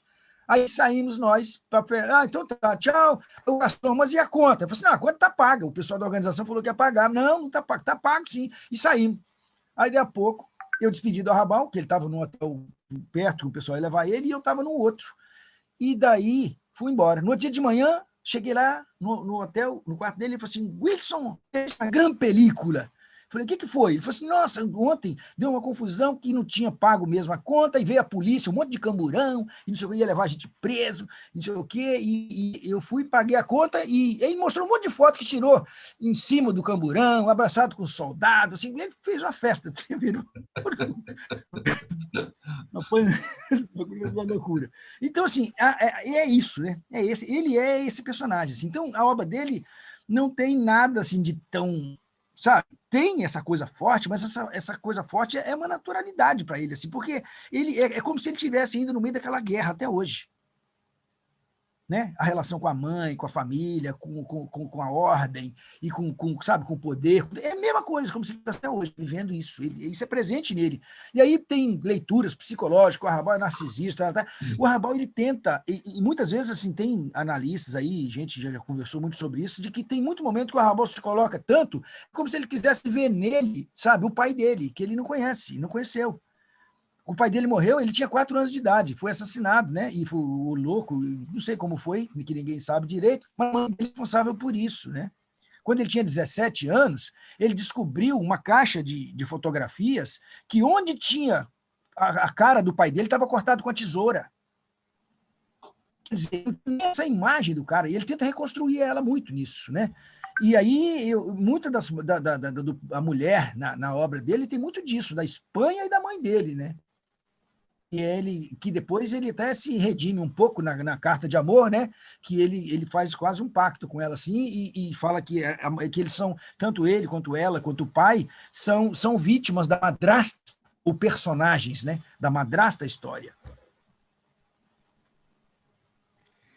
O Arrabal, ele não gosta de classificações, né? Mas qualquer classificação que se queira pregar, ele vai por outra fresta, porque ele não aceita aquela, ele quer outra e pronto. Né? Essa história dele na infância, eu acho que está muito bem retratado no filme Viva la Muerte.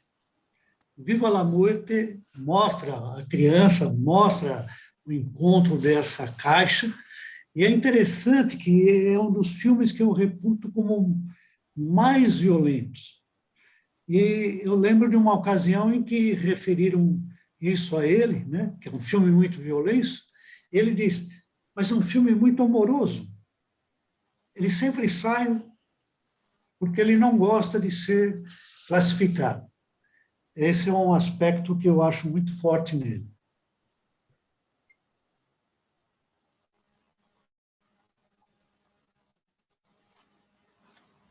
Quando esse filme foi para o cinema na França, eu esqueci agora se é Jacques Chirac, eu não sei, um cara que era ministro da Educação, da Cultura, e do cinema e tal, mas assim que tinha que fazer alguns cortes e tal. Ele pegou o filme, entregou para ele com a tesoura. Falei, não corta você, eu não vou cortar. Ou ele vai inteiro, todo ou não vai.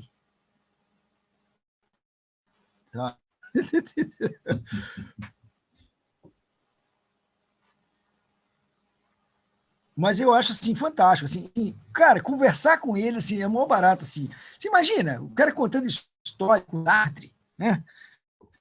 E ele fala de coisas assim, de bastidores, você não tem até onde é, né? Que está na construção do imaginário, o que é realmente real, mas assim, e que coincide muito com a gente fez, né? Assim como Picasso, né? E Dalí, e muita gente.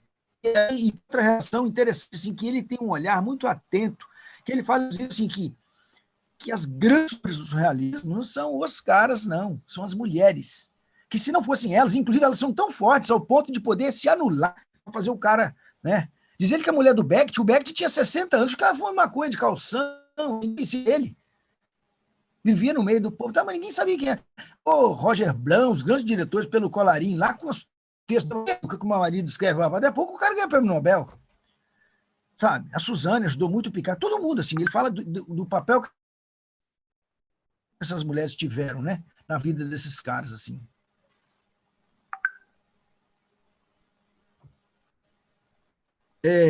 Cioran era muito amigo dele. Só assim, por uma curiosidade, como que ele vive hoje na França? Você pode passar alguma coisa da situação dele atual, se ele está bem lúcido, se ele mora com alguém da família? Ele mora com a Luz, com a mulher dele. Em Paris? Ele mora com a mulher dele, os dois, em Paris. Em Paris. Eu sei o endereço aqui, quase no centro. Não, que a gente fala mas Paris é outra forma de distribuir, né, a coisa lá. Então, mas ele mora num lugar interessante, assim, num prédio antigo para caramba. Aí, quando eu fui, o terceiro que ganhou esse prêmio. O primeiro foi Picasso, depois foi Louise Bourgeois, aquela escultura. E depois o terceiro, eu e ele fomos entregar para o Niemeyer. Aí depois desse terceiro, criaram uns 5 lá, que eu estava no meio dos 5, né? E aí eu fui lá em Paris receber. Isso foi muito interessante. Eu fui na casa dele, com o pessoal. Todos os troféus que hoje, diploma, foi tudo no banheiro. Está tudo assim, nas prateleiras, nas paredes do banheiro, os prêmios, né? A casa dele é um museu, cara. A casa tem Picasso, a casa tem coisa de Dali, a casa dele assim, é uma coisa fantástica. E tem algumas coisas da África e tal. E aí, um dos caras que foi esse prêmio também foi o Diego. Olha as figuras, né, da patafísica lá que convive. O Diego Bardon era um toureiro, um Messi, né? No futebol, um toureiro espanhol, né? Do calibre assim, do Messi, no futebol, o cara toureiro. Tão bem, né? É o Diego Bardon. Esse cara, aí o Barrabal fala com ele, que são amigos desde muito, ele é espanhol também, né, Diego Bardon. Aí fala assim, cara, como é que você pode ser toureiro, pai? Que coisa mais estúpida ser toureiro, né? E tal. E como é que esse cara faz? Ele é rico pra caramba, né? Todos os prêmios, tá? Para ele sair da tourada, o que ele fez? Teve uma vez que estavam milhares de pessoas, né, lá assistindo o toureio dele, e tal. Quando chegou na hora dele matar o boi, né, de mepada, tá, ele tirou uma folha de alface do bolso e deu pro boi. E aí, pô, ele teve que sair escoltado, senão ele ia ser linchado, né? Porque imagina aquele povo todo querendo sangue, querendo o boi morto, né? E o cara deu uma folha de alface pro boi. E aí cagou tudo. Aí tá, ele foi preso, né? Porque teve problema lá com o que tinha patrocinador, essas coisas todas, né? Aí, de repente, ele teve alguém, parece que um grupo de ecologistas, não sei o que lá, ingleses, pagaram a fiança dele, fizeram ele um cara, né? E foi levado para fazer uma palestra lá em Londres. Ele chega lá com a sacola, com uma mochila meio preta, não sei o que lá, assim, e chega na hora que vai começar a falar, ele abre essa mochila, tira um pato do pescoço dele e esguicha o sangue nas pessoas. Cara. E aí hoje ele vive em Nova York. E assim, eu não sei agora, mas em 2013, por exemplo, ele estava participando já pela 5ª vez numa maratona. Então, só que ele participava dessa maratona, assim, ele andava de costas e contratava 2 assistentes, um de cada lado, para ver se tinha algum obstáculo para ele correr de costas, né? E daí, mas por que você corre de costas para a maratona? Eu falei assim, não, a primeira vez que eu corri foi de frente e tal. Mas na segunda hora que eu comecei a corrida, alguém me gritou pedindo água, não sei o que, eu olhei para trás, eu achei o público, o cenário muito mais bonito, assim, visto de trás. Então eu passei a correr, assim. Então, e cada um maluco, tinha um outro lá, um cineasta da Itália também, que estava com a gente lá no dia. Então, assim, é isso aí, de um pouco disso que está na obra dele, assim, que as coisas foram se casando, né, que é essa anarquia. Embora tenha um compromisso assim, muito sério com a questão humana, com o social, assim, não abre mão disso. Ele já há vários manifestos, inclusive aquele cara, o Polanski, por exemplo, que estava ameaçado, sei lá, eles fizeram um movimento, o Kundera. Então, assim, estão envolvidos sempre nesse de libertação e contra repressão, contra tirania, contra censura, contra tudo. Ele não abre mão, assim, ele é atuante. E até hoje, assim, ele manifesta, mesmo hoje. Se ele publica, ele faz a crítica, não cala.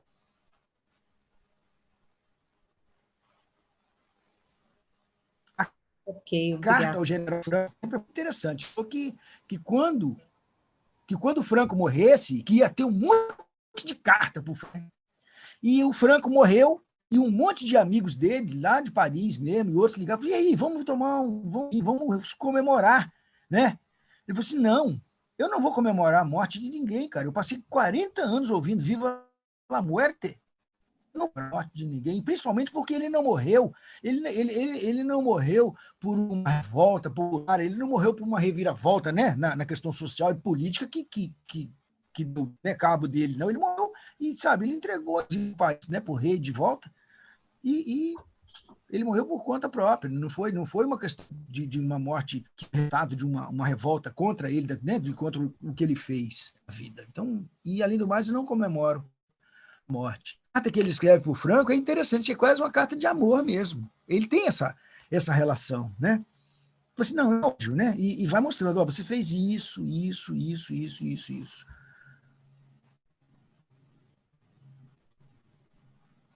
a Eu posição, traduzi essa obra.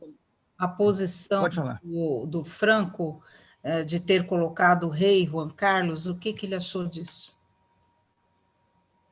Não, ele não comenta muito isso, não, e ele fala até daqui do problema dos católicos, né, e os caras da falange, né, os fascistas e até do movimento comunista, né, que teve lá, que lutou contra os fascistas. Ele fala até assim que ele não entra nessa, fala que a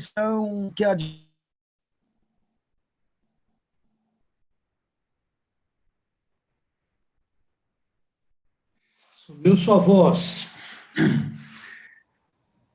Bom, enquanto ele não volta, vamos ocupar aqui o espaço, senão isso... O eu sumiu ali, né? Congelou por aqui. É. Então, quer dizer que o Arrabal conviveu com Picasso, com todos esses artistas, né? É uma vida muito longa, 89 anos. Né? Mas, Raquel, ele convive com essas pessoas desde a última frase. Ele, garoto, ele ganhou prêmios na Espanha como pessoa assim... Jogava com o Duchamp. Então, ele era uma pessoa realmente privilegiada em termos de inteligência. Com 10 anos ele ganhou um prêmio de superdotado, de matemática. Wilson, agora você voltou, retome. Não, estou dizendo que com 10 anos de idade ele ganhou o prêmio de superdotado em matemática na Espanha, concorrendo com muita gente. Sumiu a voz? Coisa de enxadrista, né? Agora caiu. E aí também ele é considerado o único sobrevivente dos 4 avatares da modernidade, né? Que é o pânico, o surrealismo, o dadaísmo, a patafísica, e ele é o resistente, é ele que sobrou desse povo todo. Agora, por exemplo, no colégio de patafísica, os últimos que estavam lá eram ele, Dário Fo, que foi embora, né, agora, Humberto Eco, que também morreu. Então tá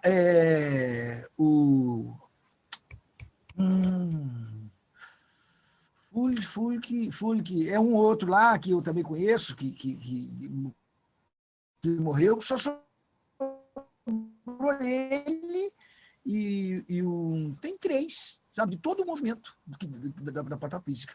Sabe, agora, claro, como sátrapas, né? Porque eu sou auditor real, não sei o quê, do Colégio de Patafísica, assim, e eles, né, convidaram algumas pessoas aí, que eles entendem que... E eu estou aqui para criar no Espírito Santo o Instituto Ubuesco.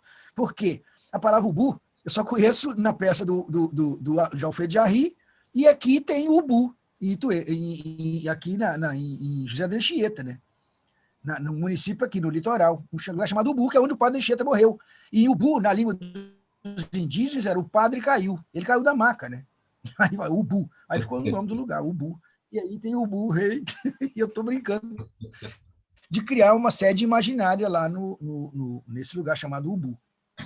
uma sede imaginária do Colégio de Patafísica, do Instituto Ubuesco.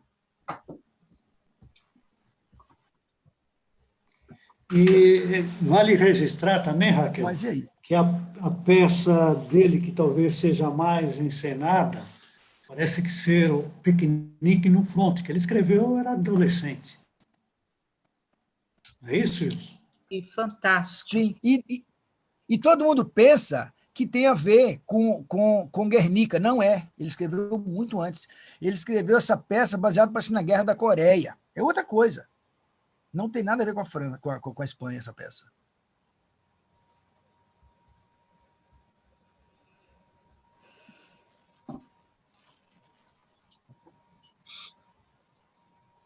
E é interessante isso que eu falei daquela questão infantil, né? O que ele faz? Assim, aí que a gente fala desse absurdo, dessa loucura. Quer dizer, imagina o cara na guerra, com um prisioneiro, aí chega a mãe e o pai de moto para fazer um piquenique no meio da guerra, na frente, né?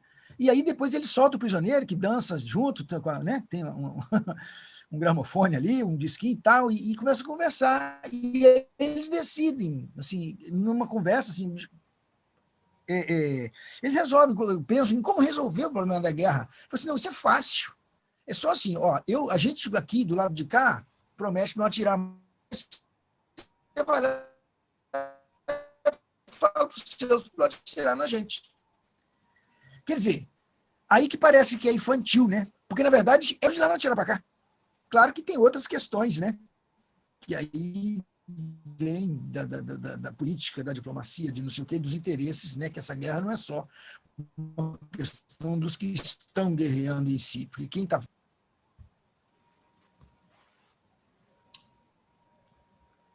A criança poderia resolver a guerra, né? Sim. Porque a criança brincando, falou assim, vamos parar de jogar. Vamos parar. Cansei, criança, né? guerreia Vou com almoçar mamona, agora. né? Criança faz guerra de mamona só, não faz guerra Ô, de... Fran, parece que a Fran... Eu não leio essas coisas aqui, porque eu não dou conta. Mas, sim, oi, Fran, você falou que ia perguntar? Eu não leio isso aqui, agora que eu vi aqui, por acaso. Fique à vontade, gente, qualquer pessoa pode perguntar e falar.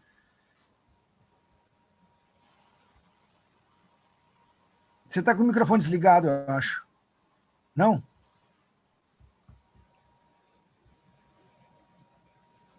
Fran, seu Talvez microfone ela está possa desligado. fazer a pergunta pelo chat mesmo.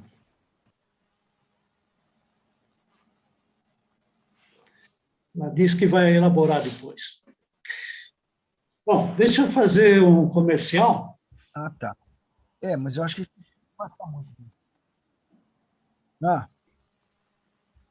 Pequeno comercial aqui, né?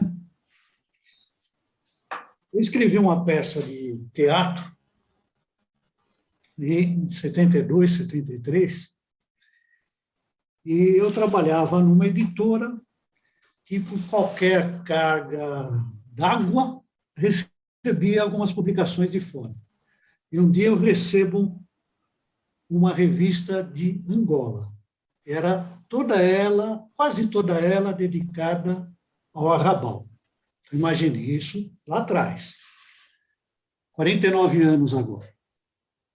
E quando eu pego e começo a ler algumas coisas, eu fiquei quase que em pânico, né, para fazer o trocadilho, porque eu me deparo com uma peça assim escrita em uma página, chamada O Striptease dos Ciúmes, nessa publicação de Angola, e eu fiquei muito chocado porque a minha parecia uma continuação daquela.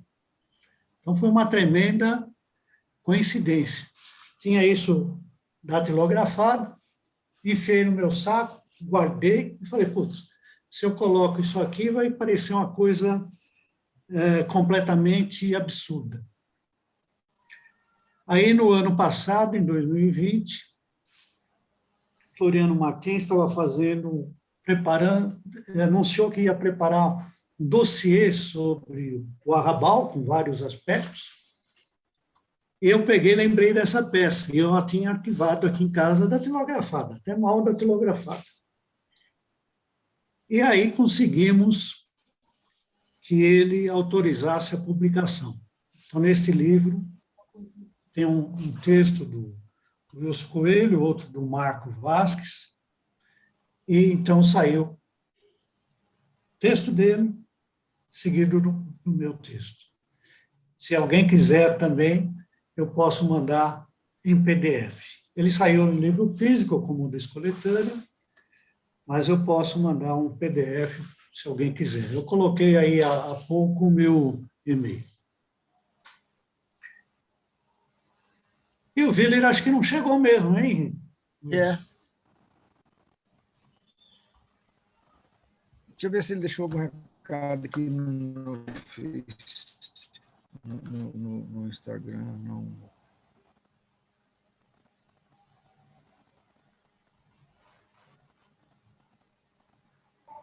Valdir, não dá para dar mais spoiler do livro, não? Do que era esse texto de Angola que você achou que ia complementar? Pelo menos a ideia, um assunto? É porque o meu é praticamente um desdobramento, né? Posso dar. O Striptease dos Ciúmes são dois atores em cena, uma atriz e um ator, né? E por conta de ciúmes, mas não tem texto, sabe, falado, ele mata o personagem. E o meu chama o Canário, que é um personagem que entra numa gaiola, né? E ali ele é atormentado pela falecida, por esquizo e por mariposas, né?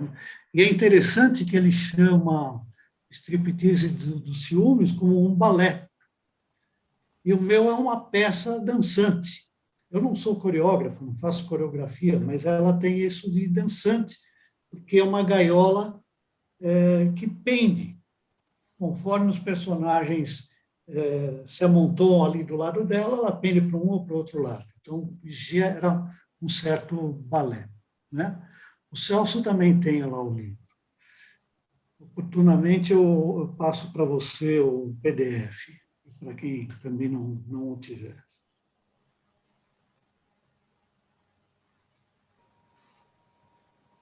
Somos todos mesmo meio prisioneiros numa gaiola. Bom, mas esse isolamento está presente demais no arquiteto e o imperador da Síria, né? Tudo se passa numa pequena ilha. Então, essa situação gerada pela pandemia remete diretamente àquela peça. Ótimo. Tem uma peça também que eu acho muito interessante. Pode falar. Pode falar, não. Não, só vou falar que tem uma peça. Guernica é uma peça que, claro, os protagonistas são um casal, né? E, assim, depois tem um policial, tem um jornalista, tem um escritor, que passam.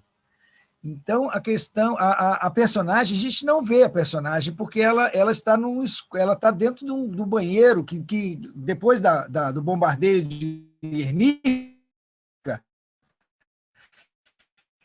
o banheiro caiu, e ela está lá dentro, e eles e aí ele fala, sabe, também você tem essa mania de ficar lendo no banheiro, né? E assim, por isso que o avião passou, jogou a bomba. Aí faz um debate, assim, sabe, sobre a bomba, assim, não, que eles não são, tipo assim, eles não são maus, não, ele joga a bomba para ver se ela funciona, né? Só para experimentar a potência de não sei o que, tá. E aí essa questão da prisão está muito nele, mas ao mesmo tempo, por que a árvore de Guernica?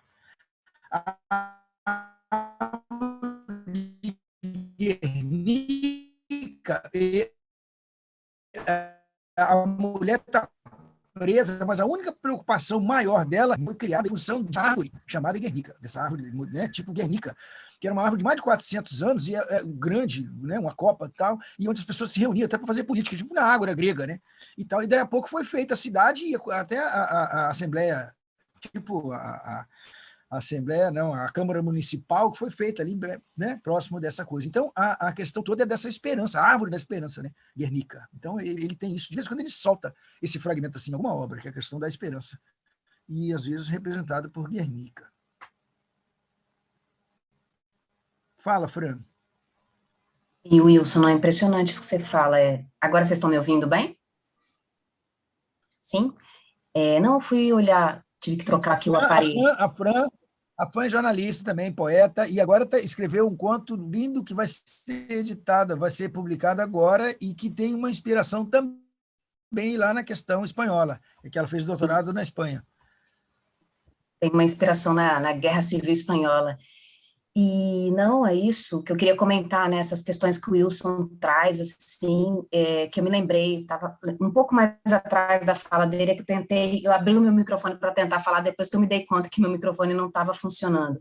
Uma entrevista que eu li do Arrabal, achei muito interessante, né, e aí você trazendo o seu relato aqui, contando um pouco, né, das vivências com ele, de toda a sua aproximação, ele falando isso, né, acho que a jornalista tinha perguntado para ele, assim, sobre no que ele se inspira para escrever, alguma coisa nesse sentido, assim, e ele falando, né, que, na verdade, ele não queria ter que escrever o que ele ter que trazer nas obras dele, né, tanto nos livros, nos filmes, enfim, no teatro, né, ele não queria ter que trazer tudo isso, o que ele fala é que se ele precisa trazer tudo isso, expressar dessa forma, é porque ele viveu isso, que ele não queria ter vivido nada disso para ter que contar isso. Aí eu acho interessante isso que você tinha falado, Wilson, antes, eu queria até que você comentasse sobre essa questão, né, que você falou, ele ainda está nesse meio, né, que ele se expressa como se essa guerra, todas essas experiências tão dramáticas, intensas e profundas que ele viveu em todo esse contexto, né, da guerra, da perda do pai, tudo isso que ele viveu e que ele traz nas obras dele, e isso ainda é ele, né, por isso que isso se expressa a todo tempo, né, ele se constituiu nessa forma e ele se expressa a todo tempo dessa maneira, né, eu queria que você comentasse um pouquinho até sobre isso, que eu peguei até um pouco a atividade de vocês já andando, cheguei atrasada. Eu acho, e essa questão é interessante, assim, e é um paradoxo, né, porque ele tem uma frase, assim, não sei se de uma entrevista, ou que ele mesmo, que ele também tem uma onda de fazer auto-entrevistas, né, ele quer dizer algumas coisas, então ele cria a pergunta para ele poder responder, para não ficar falando à toa, assim, então ele cria o interlocutor. Assim, eu convidei ele, inclusive, para fazer uma entrevista para a revista Icaraí, lá da Universidade Federal Fluminense. Aí ele falou que topava, então eu fui consultá-lo, né, propus para a revista, e a revista topou, adorou, e aí eu fui consultá-lo. Ele falou assim, tudo bem, eu aceito a entrevista, sim, mas enquanto eu estava elaborando as questões, ele me manda uma conversa dele com Diógenes, e me mandou em grego e em francês. Aí ele falou assim, tira a entrevista daí de dentro. Eu falei, puta que pariu, né? E foi isso que eu vi. Aí eu fui lá, e aí me coloquei como Diógenes, né? E aproveitei umas falas do Diógenes e entrei com outras, e eu sou o Diógenes, né? O cínico, né? O filósofo cínico. E daí, mas aí tem uma coisa que ele fala assim, que eu invejo Galileu. Eu não sei escrever sobre ninguém, só escrevo sobre mim mesmo. Agora, isso eu acho uma ironia também, mas ao mesmo tempo que eu falo do paradoxo, que isso é genial, assim, porque ele é tão inteiro, assim, ele está em tantas coisas, que se ele falar dele mesmo, ele já está falando de um monte de coisas que não são ele, sacou? Que estão em torno dele, né? Que é uma vivência tão ampla, assim, de estar envolvido em tantas questões, que falar dele, assim, ele, na verdade, ele passa a ser uma espécie, ele, achando que ele está falando dele, mas ele está falando dele quase como um figurante, porque é a história que vem à tona. Ele pode pegar a mãe dele como exemplo, mas não é a mãe dele, sabe? É a personagem, e que vai explorar outras coisas também, além de carregar nas costas e na pele, né? Essa questão da mãe. Todo um sistema social e tudo, Espanha, né? Isso. Muito interessante mesmo. E na Espanha, na questão da liberdade. Então, assim, eu acho que essa ideia eu acho que toda pessoa inteligente, lúcida, tem essa sensação de prisão. Só os escravos, sabe? O pior escravo é aquele que não sabe que está preso, né? E esses, assim, vivem muito mais tranquilo, porque eles não têm nem noção de liberdade. Porque eles não reivindicam isso, porque eles não se sentem presos. Agora, essa história dele é fantástica, assim, porque ele não é só ele é um ser humano que passou por isso, então ele vê no outro ser humano essa prisão também. Wilson, por falar em prisão, Fabian está pedindo que encerremos, porque ele tem uma outra gravação daqui a pouco, uma outra reunião. Então, acho que você poderia partir aí para o finalmente. Eu acho que a gente pode ficar mais uns 10 minutos, né? Vamos ver então, cada um que quiser falar alguma coisa, a gente vai se despedindo aí, acho que mais uns 10 minutos tá bom. Está dizendo até 21h50. Ele falou de 20. Mais uns 10 minutos para ele tomar água, né, Fabiano? Me dio sed, Marcos, me dio sed. Vamos ver quem quer falar aí, a gente vai se despedir. Me dio sed, Marcos. Sed.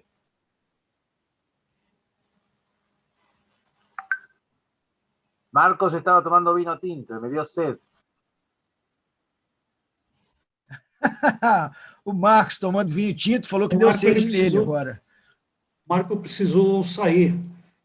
Ele ia escrever alguma coisa. Pois é, mas o Fabiano está falando que o Marcos estava tomando vinho, aí deu inveja nele, deu sede. Pois é verdade. Caríssimos, muito obrigada, eu vou precisar sair. Boa noite, foi um prazer estar com vocês essa noite. Gostei muito, gostei particularmente. Tá. Então, deixa eu fazer um comercial aí. Pois o dia 4 de setembro é o aniversário de Antonin Artaud, e eu estava querendo fazer uma efemérides também, assim, sabe? Da gente falar um pouco sobre a questão da crueldade e Artaud. 4 de setembro é o centenário da Academia Especialista de Letras. Estou fora, é com você. Tá bom. Wilson, mas 4 de setembro é o aniversário de Artaud. Depois eu gostaria de passar um texto que eu escrevi sobre a peste, tá? Para você. Eu vou pedir depois o seu e-mail aqui no chat. Obrigada. Você gosta de Artaud? Hein? Eu gosto, eu tenho um Pois texto. Nós estamos com um grupo aí, um Centro de Estudos Antonin Artaud. Olha. Eu posso... Me manda seu telefone que eu coloco você no WhatsApp lá do grupo. Tá ótimo. E aqui, no chat aqui, você tem meu e-mail, tá? Tá aí, ó. Maravilha. Ok. Boa noite a todos. Boa noite. Boa noite. Obrigado. Boa noite. Boa noite.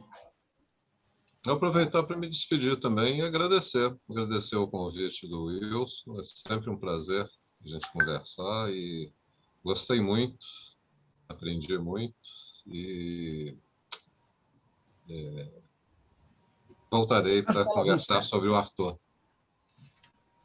Beleza. Também eu, então, me despeço. E estar com você, Wilson, está numa enciclopédia, do Arthur, do Arrabal e do Arthur. Tá? Muito obrigada por você ter me convidado, e foi bom eu ouvir aqui você. Obrigado a você. Boa noite. Foi para você também, Perim. Há muito tempo que eu não via, né? Me encontrei você, Marco, Valdir, né? Rocha, primeira vez que eu encontro, você também, Raquel. Boa noite. Boa noite, Esther. Obrigada a todos. Boa noite. Bom, eu me despeço também. Eu me despeço, Valdir, Rui, Wilson, Esther, Raquel, Fran. Foi um grande encontro e obrigado. E vou acompanhar, então, vou assistir também ao programa do dia 4 de setembro, Wilson. Mas aí, Celso, eu te faço um desafio, ó. Já que você sabe que Artaud é um puta poeta também, né? Por que você não faz um poema dele no dia? Vou fazer isso. Pega um poema do Artaud. Wilson, o Celso pode falar um poema do Artaud e um dele mesmo, em que ele usa das glossolalias. Olha que maravilha. E falar nisso, cadê o Marcos? Foi embora, né? Porque ele estava falando, mas talvez o Celso conheça. Você conhece o Demétrio Panarotto? Não conheço. Lá de Santa Catarina? Não, é um poeta também, grande declamador. Sei da existência, mas não o conheço. Aham. Então tá. Mas aí então a gente vai marcar aí, todo mundo eu vou ver o poema e dia 4 estaremos juntos lá. Não? Estaremos juntos, novamente. Hasta la vitória. Vamos Fran. Isso. Grande abraço, gente. Fabián Morales. Depois a gente vê a gravação, né? Nosotros vamos a ver la grabación. Wilson, ahora termina, renderiza, y si querés saco la parte del principio y dejamos solo la palestra. Solo la palestra. Yo pienso que podemos hacer una apertura con imágenes, ¿no? De Arrabal y después poner en YouTube. Bueno, yo me encargo, mañana te lo mando, lo hago mañana a la mañana. Y podemos poner podemos poner con el apoyo de la Organización TV Olmedo, el Negro Olmedo, ¿no? Sí, como vos quieras. Escribime mandame un audio. Mandame un audio con lo que querés que ponga y hago los títulos. Sí. Sí. Y mañana lo hago. Muchas gracias. Muchas gracias. E hablamos. Abraço. Tchau, Fran, Carlos, muito obrigado, Esther, Valdir, continuamos aí na luta. Tchau, tchau, boa noite. Obrigado, boa noite, obrigado, Valdir, obrigado, Wilson. Boa noite, pessoal. Boa noite para vocês.